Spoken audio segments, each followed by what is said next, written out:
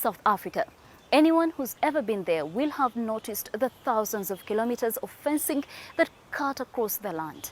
Usually designed to contain the cattle, fences have a devastating effect on the environment. They are not only a deadly trap for the wildlife, they also prevent livestock from roaming around freely, which leads to overgrazing and land degradation. Some herders are now reversing this trend, and they are spearheading an ecological revolution. When herders lead their livestock onto the Great Plains of the Karoo in central South Africa, the animals aren't allowed to linger. To protect the vegetation from overgrazing, they have to be kept on the move. As a result, they can only eat the tips of the plants.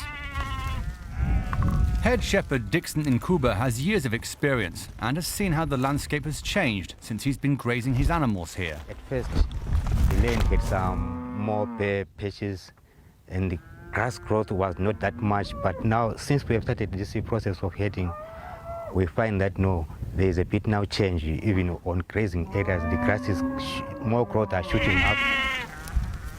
The herders are part of the Shepherding Back Biodiversity project. It supports commercial livestock keeping while boosting land restoration on this 24,000 hectare farm. The Karoo was once much greener and home to millions of antelope and buffalo. Their hooves loosened the topsoil, while their droppings fertilized it. In a bid to recreate the great migrations of the past, the project employs shepherds to lead livestock over the plains. Boel Smuts is the project leader. He's confident that herders can help revive the whole region. Because we fundamentally believe that this method of farming gives space for wildlife to coexist with production agriculture. So that's really the simple vision, is to find a mechanism by which we can foster biodiversity on production farms. The thousands of kilometers of fences needed for intensive livestock agriculture are one of the main reasons why wildlife has disappeared. Fences prevent the animals from roaming free as they search for grazing land and water.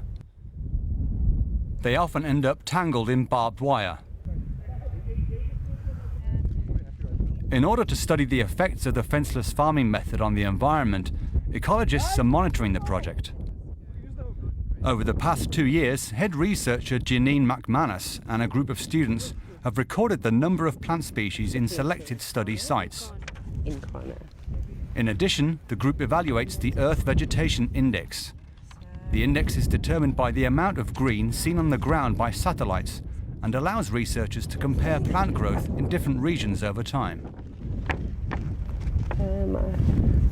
And you can already start picking up changes in trends within where the herd has been grazing, especially over a longer resting period in parts of the farm. And the green index shows up quite pronounced.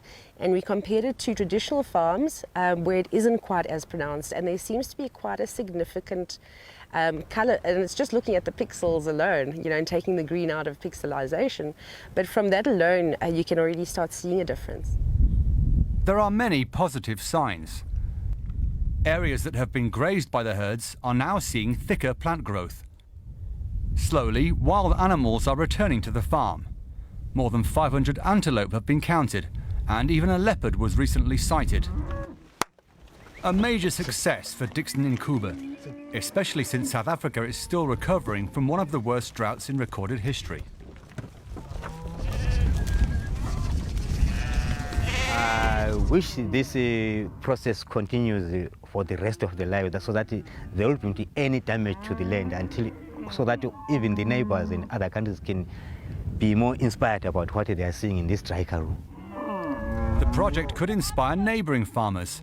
Many of them saw their land degrade and lost livestock due to the severe drought.